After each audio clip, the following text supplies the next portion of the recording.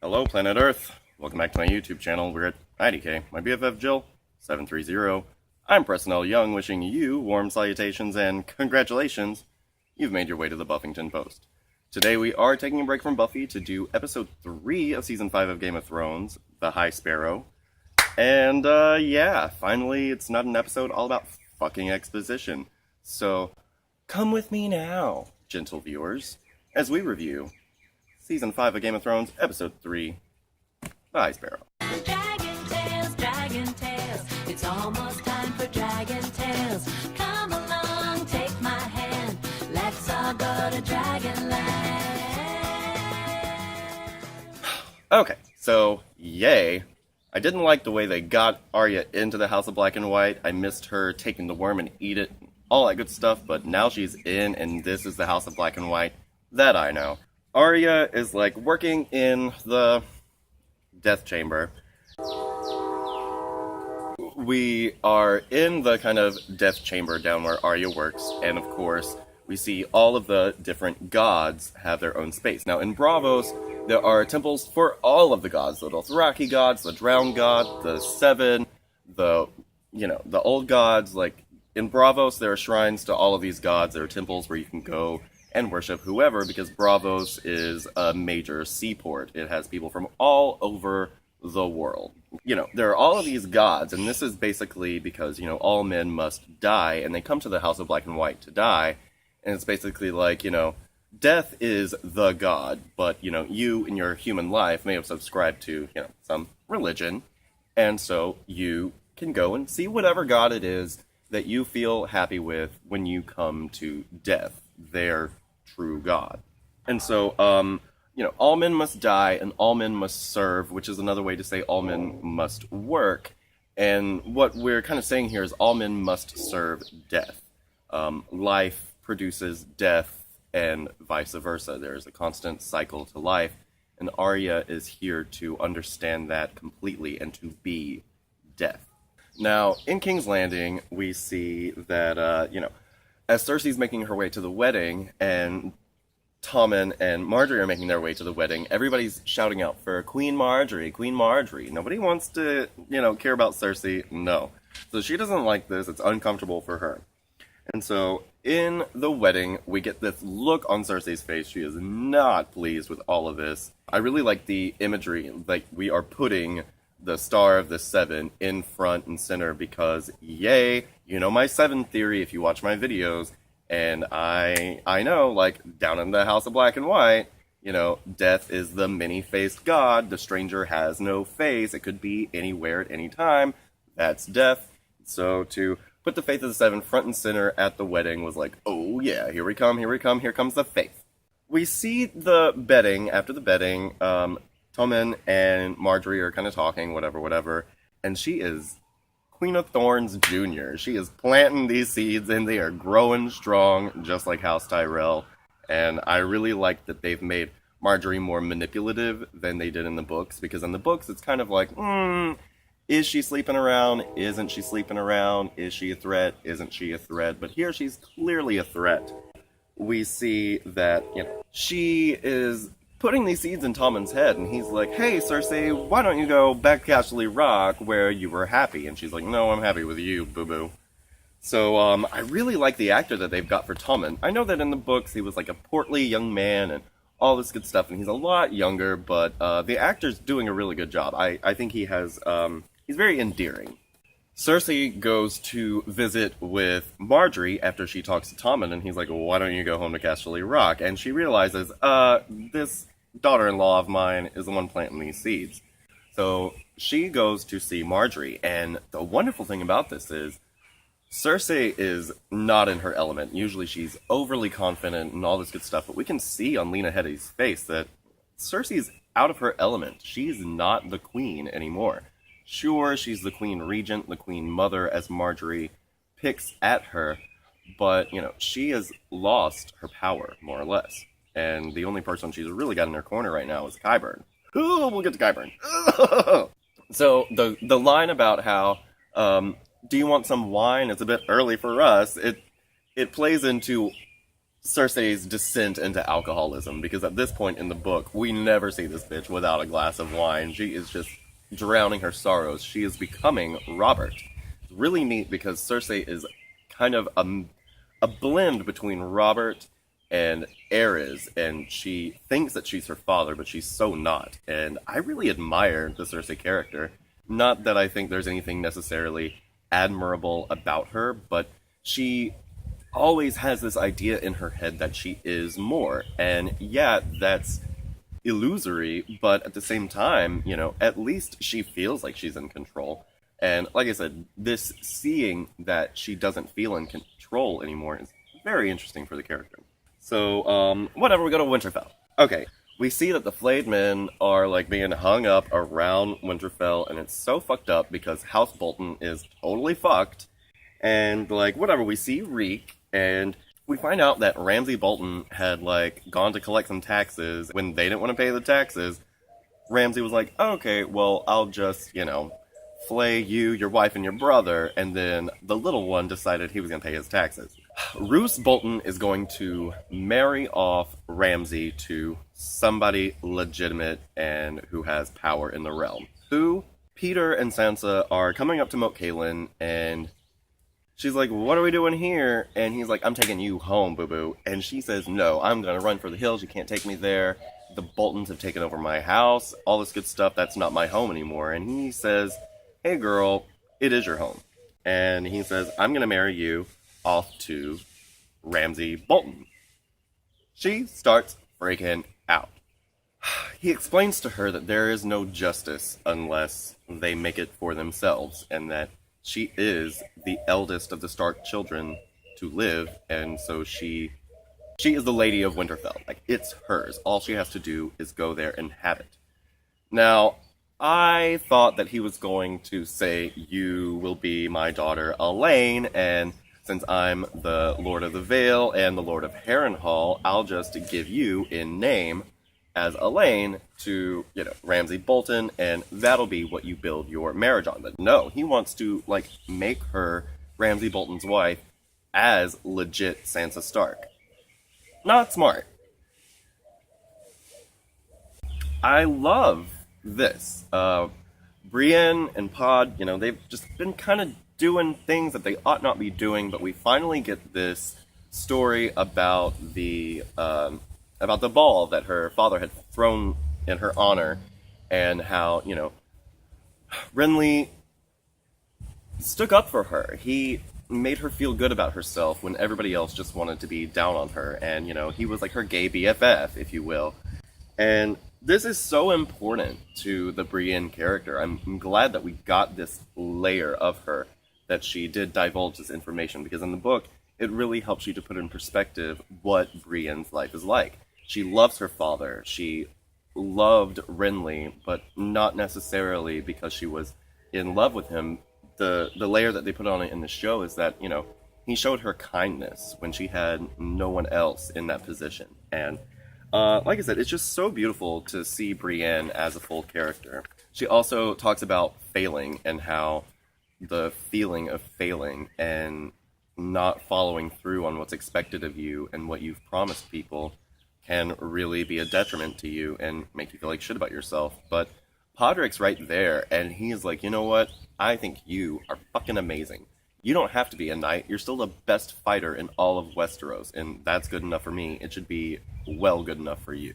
And, Podrick, the little ladies' man, he's getting his way with Brienne. He's making her feel good about herself, and I'm glad that she has somebody in her life who can do that. So, at the wall, Jon, of course, he refuses Stannis' offer to be, Jon Stark. I'm the Lord Commander of the Night's Watch. I can't just go playing Lord of Winterfell real quick.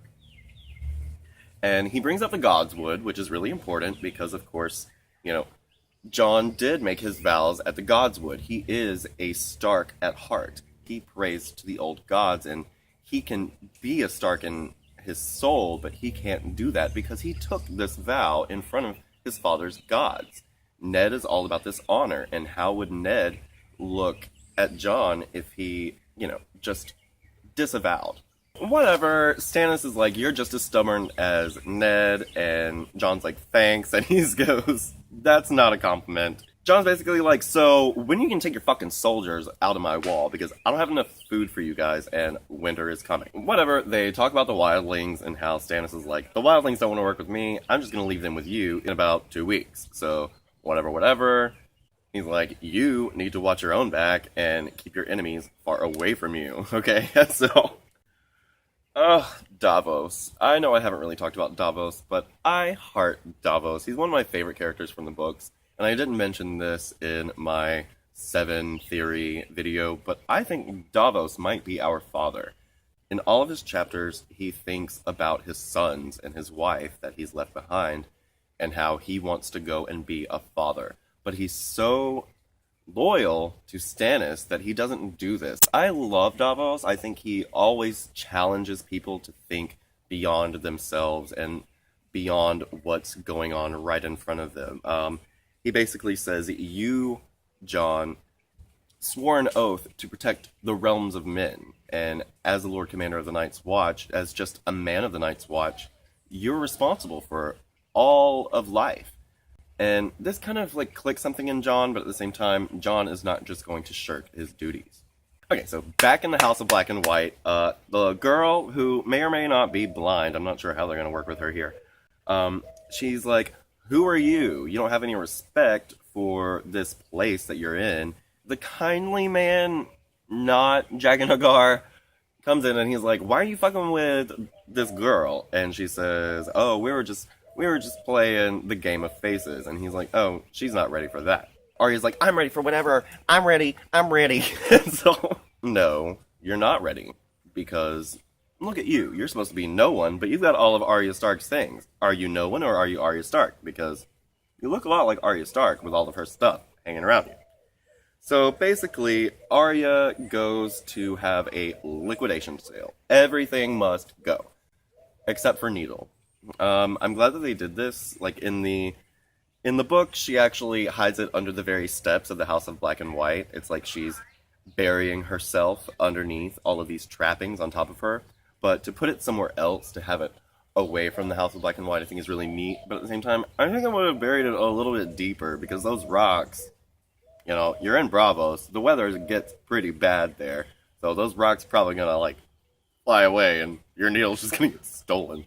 But anyway, she's down in there, in the, like, death chamber, and she's sweeping up the floors, whatever, and she is led by the kindly man down these stairs and into, you know, where she's going to be doing her next job, which is the stripping and cleaning of the dead. It's very much about recycling. Like, they use everything. Those people who go down there to die, they give them money, they give them their clothes, they give them their bodies and their faces. Yeah. So, like, death recycles. The House of Black and White uses everything. That's something that I really liked. Okay, so back in Winterfell, Fat Walda's there. Fat Walda Frey's there. In the books, Fat Walda is so funny. She's jovial, and she just loves to have a good time, and, you know, she just loves the pleasantries of life. And, yeah, seeing her was like, oh, yay, it's Fat Walda. They introduced Sansa as Lady Sansa. Like, I thought it was going to be Elaine, but like I said, they're going to legit marry her to Ramsay Bolton as Sansa Stark, even though technically she's still married. I know that she's like, that she and Tyrion never consummated their relationship, and so in the eyes of the law, they're not married, but don't they need to get an annulment, at least? Maybe not a divorce, but an annulment? And so, while Sansa is there, these Bolton bitches are like, giving her the stank eye hard. She's up in, you know, her chambers, and one of the ladies of the North tells her one of our favorite lines, the North remembers. Now, the North remembers is not just about Winterfell, it's about all of the clans in the North. And this goes back to, like, a Lannister always pays his debts. So, that words like that they pull from the books are really fun, because I don't know if we've ever heard the North remembers, except for, like, back in Season 2 when Robb was going at it. Back at the Wall, Jon kind of takes Stannis' advice and keeps his enemies further away. So, he first appoints Alistair Thorne as, you know, the first Ranger, which he pretty much deserves. He's an asshole, but he's good at what he does. So, I'll give him that. And then, he sends Jon O'Slint to Greyguard. And at this point, like, they're trying to build castles for Shireen and Selyse, or, like, reconstruct some castles to house Shireen and Selyse so that they won't be in Castle Black. And I don't know why they didn't mention this, but Selyse and Shireen are going to be staying at the Wall while Stannis goes to take back Winterfell. Yeah, I don't know why they didn't bring that up, but it's whatever. So Janos is like, I'm not going anywhere. Fuck you. I don't have to follow your orders. Jon is nice enough to call Jon O'Slint my lord, even though up there at the Wall, nobody has a station. He doesn't have to treat him with any kind of fucking respect. And so Jon O'Slint is like, fuck you, you're a bastard, etc., etc. So Jon goes, Ollie, bring me my sword. Okay. Jon O'Slint is talking about, oh, I've got friends at the Capitol. I've got friends at the Capitol. Well, friends at the Capitol don't mean shit to Jon Snow, okay? He could have been Lord of Winterfell 2.5 seconds ago, and he chose not to give a hot fuck about that. So begging to Jon is not going to work. And it's at this point, when this execution is about to go down, Stannis is walking by, and you can tell that he sees Ned in Jon. He really does see him. And he's like, oh, do you have any last words, Jon O'Slint? Jon O'Slint is just saying, I'm afraid, I've always been afraid. And Jon goes, well, I don't have time for cravens at the Night's Watch. Buffy fans, hey girl. When Jon was talking about, like, this motherfucker not doing anything that he needs, it reminded me so much of when Buffy came back from burying Chloe.